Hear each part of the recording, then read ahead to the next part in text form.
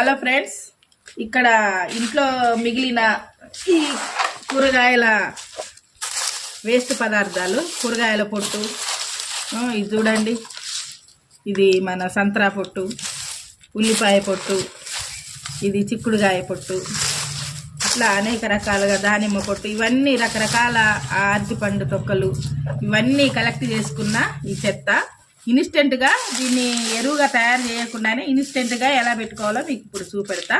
చూడండి, మామూలు ఒక చిన్న సైజు గిన్నెతోటి మట్టి, ఇసుక, కోకోపీటు అంటే కొబ్బరి పీసు నుండి వచ్చిన కోకోపీటు, ఈ మూడిట్లో ఇప్పుడు కూరగాయల వేస్ట్ పదార్థాన్ని కూడా ఇందులో వేసేసి ఇన్స్టెంట్గా కలిపి మనం మొక్క పెట్టుకుందాము.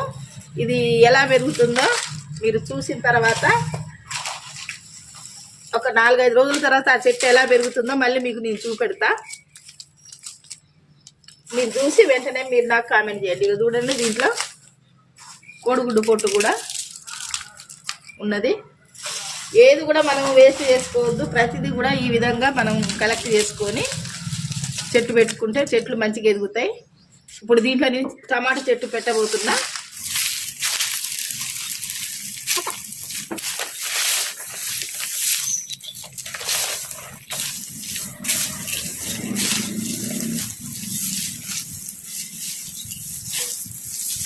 ఇప్పుడు కలిపిన మిశ్రమాన్ని ఇక ఈ విధంగా కుండీలో మనం ఇట్లా నింపుకోవాలి.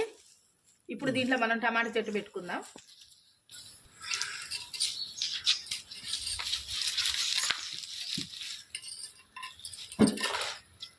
ఇప్పుడు ఈ మిగిలిన మట్టి, ఈ మిగిలిన మిశ్రమాన్ని పోయమ్మా.